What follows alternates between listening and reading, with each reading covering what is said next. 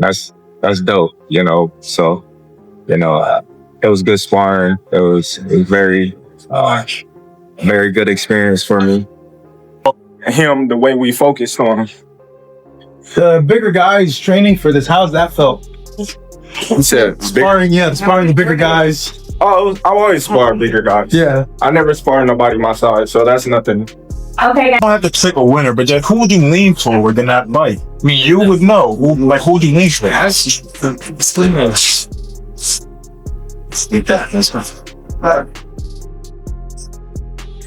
After failing to beat Canelo in 3 attempts, Gennady Golovkin is now backing Crawford to pull off what he couldn't hand Canelo a clear loss in just 1 fight. When you reflect on your career and all the victories you've achieved, is there one particular fight for both of you that stands out as the most meaningful and you said, damn, I did that with pride?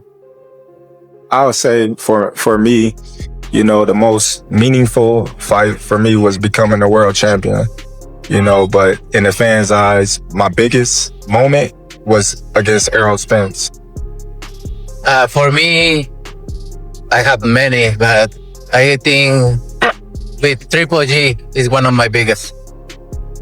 Right after the press tour wrapped up, Terence Crawford jumped into training camp and got a surprise visit none other than Gennady Golovkin. Just 2 days in beating Canelo is no small feat only. 2 fighters have done it, but Golovkin is. Now, aiming to help Crawford become the third known for his explosive power, Triple G centered his coaching on helping Crawford build knockout strength. He also shared some techniques to increase the force behind Crawford's punches.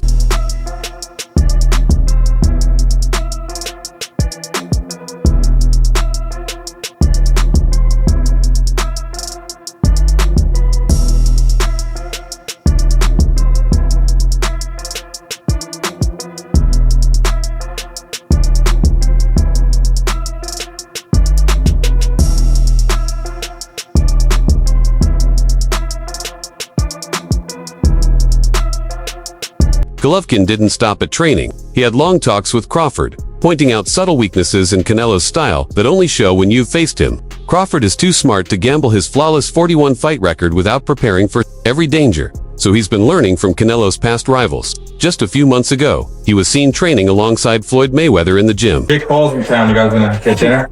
I don't think so. Maybe next time. Canelo, can you fill in the blank for me? Triple G is blank. Huh? Can you fill in the blank? Triple G is blank. And now, even though Golovkin lost twice to Canelo in their trilogy, Crawford is turning to him for insight.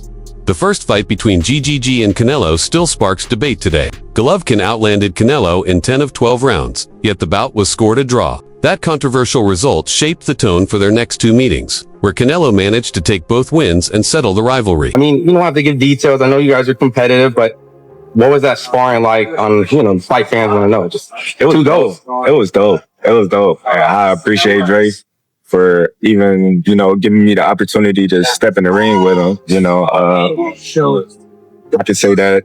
Crawford wants to learn exactly how Golovkin was able to frustrate and control Canelo, even leading to that much-debated draw. Their bond actually began last year when rumors of a fight between the two swirled around. But the first valuable insight Crawford got from Triple G was about Canelo's punch power. One of the biggest shots Canelo ever landed on Golovkin was in their first bout, a heavy right hand in round 9 that connected clean. Golovkin told DAZN what it felt like, and his answer might really surprise Crawford. He said, "I remember that one, I let it through. Can't explain it, it wasn't heavy. Felt more like a slap, or maybe a gliding punch. Honestly, didn't do much." Boxing punch. Canelo puts up a high guard and parries the jab that Kovalev throws. Now Canelo explodes and pretends he's going for a liver shot that makes Kovalev duck slightly to protect his body. But Canelo goes high and lands the hook right on the ear, messing up Kovalev's equilibrium. And once he drops his hands, Canelo lands a right hand that knocks him out.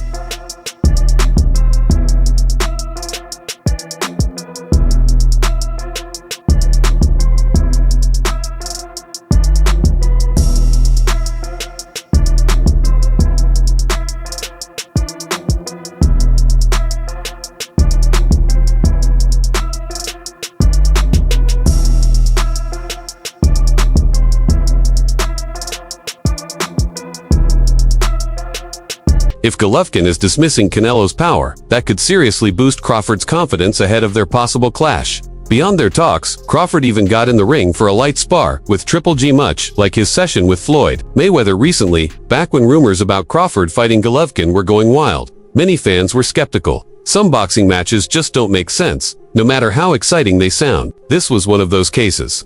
Sparked by stories claiming that His Excellency Torki Alalshik was exploring a mega fight between former undisputed welterweight king Terence Crawford and ex-super middleweight champ Gennady Golovkin. Да, потому что я скажу так, наверное, во мне вот эта вот страсть к боксу еще пока не остыла.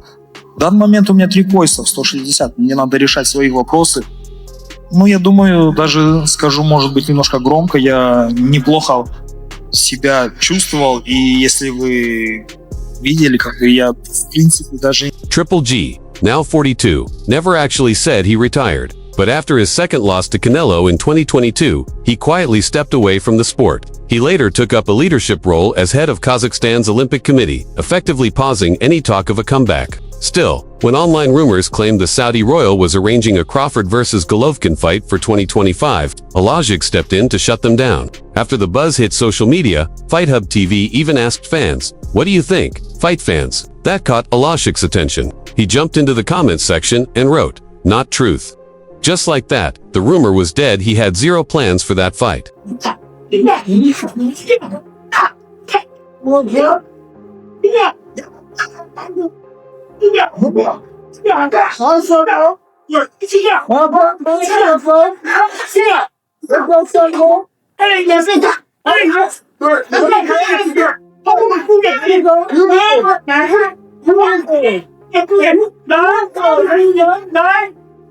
Even though Alalshik shut down the story, fans couldn't resist talking about what could have been. Despite being mostly inactive, Golovkin still has a strong online fan base who quickly rallied behind him. One fan argued that even with age, GGG still has raw power. He posted, "Triple G, at 160, might have slowed down. But he's definitely still got power. But has anyone seen him lately? He looks like he's retired, like he hasn't sparred or jogged 6 miles in 2 years." Oddly enough, even though he seems totally done with boxing, Golovkin has dropped hints in a few interviews that he might still consider coming back.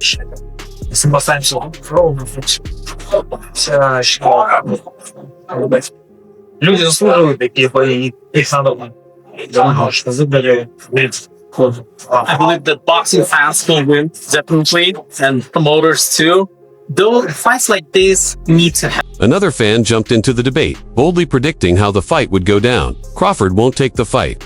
Triple G would stop him inside 7 rounds. They wrote, "It's worth noting Crawford has only gone the distance once in his last 12 fights, proving he's no easy target." Just like the previous commenter, this one echoed the same take. Prime Triple G versus Bud. Triple G wins easy, they declared. Back in his prime, Golovkin had one of boxing's most feared knockout ratios. He racked up 42 wins with a staggering 37 KO. В принципе, даже не пропускал и не устал. То есть я показал, что есть силы, чему я очень рад. Где бы я бы ни находился, я, конечно, буду думать о том, как. Adding to that, Crawford's move through multiple weight divisions might not help his chances either. One commenter was baffled by the whole idea. SMH, Terence, might need to hang it up. He's got no one left to fight. They're just making stuff up now. The user said, but that's not totally true. Jaron Boutsenis has been gunning for a shot at Crawford, though Bud hasn't accepted the challenge. Meanwhile, another fan loved the fantasy matchup. Old Triple G versus Crawford would be amazing. They wrote, both legends had elite skills, and fans agree it would have been a special fight, even if it was never realistic. ¿Qué es? ¿Qué dirías? Un poco de huevo. No ball. That's the story behind today's buzz rumors, suggesting His Excellency Torki Alalshik was trying to set up a blockbuster showdown between Terence Crawford, the undisputed welterweight king, and Gennady Golovkin, former super middleweight champ. While that fight didn't happen, Crawford did land a dream bout Canelo Alvarez. It's a massive moment for both fighters. Crawford has taken on stars like Errol Spence Jr., Sean Porter, and Amir Khan. Meanwhile, Canelo's faced boxing legends such as Floyd Mayweather, Miguel Cotto, Shane Mosley, and Sergey Kovalev, and of course, his old rival Golovkin, who he fought 3 times across 5 years. We don't know. You know, we know he's capable of a lot of things, but, you know, we're not going to overlook anything, and that's why we prepare the way we prepare and focus on. The rematch happened 1 year later, with Canelo winning a close decision. Their third and final clash came in 2022 and was the clearest yet. Canelo again won by decision. This time with less controversy. One person who had deep insight into preparing for Canelo is Abel Sanchez, who trained Golovkin for the first two epic showdowns in 2017 and 2018. Sanchez's experience going head-to-head with the Mexican champion gave him unique knowledge of what it takes to stand toe-to with Canelo in the ring. It's a ridiculous fight myself. I think that Crawford is too small. Canelo is, in my opinion, the face of boxing right now. I think that look at his resume. I think it's a good fight for a little while. Crawford's hand speed will, just like when Golovkin fought Kell Brook, the hand speed was evident at the beginning of the fight. But as the fight goes on, Canelo's going to start pounding on him, and I think that the fight ends somewhere between the 9th and 12th. Veteran trainer Abel Sanchez spoke with Fight Hub TV and gave his take on several current and future fights, one of them being Crawford versus Canelo. Sanchez didn't hold back, saying he thinks the fight is just too much for Crawford. Honestly, I think it's a ridiculous fight, Sanchez said. Crawford is just too small. Canelo, to me, is still the face of boxing. Just check his resume. He did admit Crawford's quick hands could show early, similar to when Golovkin faced Kell Brook, but as the rounds go by, Sanchez sees Canelo taking over and finishing the fight between rounds 9 and 12. Everything Canelo lands will hurt him, he added. Crawford might be sharp early with his foot and hand speed, but Sanchez believes 168 pounds is just too big of a jump, no matter how much weight Crawford adds. Do you have your feet? Yes. What's been going on, Terence? Talk to us for a little bit. I got to see where to go, man. Yeah. We follow you for just in the time being. Yeah. Hey guys, you guys are supposed to do interviews over there. Yep. Terence, I like the Don't talk to him. Mario, don't I got an interview with you? They haven't told me that. I would love to have an interview. I haven't had an interview with you, a proper interview, in a year and a half. What's up, man? What's up, bro? Don't get cold, man. Yeah. You figure because of the size difference, he can stop Crawford? Well, absolutely. I think that anything Canelo hits him with is going to hurt him. He won't be able to catch him early because, like I said, the speed and the foot speed and the hand speed. And Crawford's a heck of a fighter at his own weight. 54 when he fought Madrimov in his last fight showed us that he can't really, the weight makes a difference. I don't care how much weight he gains and how much he does to try to get up to that level. 168 is going to. Sanchez continued, repeating that he thinks the matchup is unrealistic. Crawford is elite, no doubt, but he's been the same fighter from 135 through 147. Nothing has changed. He contrasted that with Canelo, who's evolved across weight classes. Crawford's only standout win was over a guy who was already past it. Canelo's out here wrecking top opponents. For Sanchez, this fight makes sense from a financial standpoint, but not from a competitive one. Meanwhile, Virgil Ortiz, Jr. has voiced interest in fighting Crawford if he returns to 154 after Canelo. Ortiz doesn't believe Crawford will still be undefeated. Speaking to The Ring, Ortiz stated plainly, "To be honest, I think he's too small. I get that he weighs 180 now, but adding weight and being natural at it are not the same." Your move up to 154, how much stronger are you feeling? How much better are you feeling at 54? I feel great. I feel strong. I feel motivated. You know, I'm just ready to go out here and do my thing. Yeah. Terence, tell us about that back and forth with Eddie. Oh, Eddie. Yeah, you look a little heated there. I ain't heated. No. Eddie just be throwing rocks and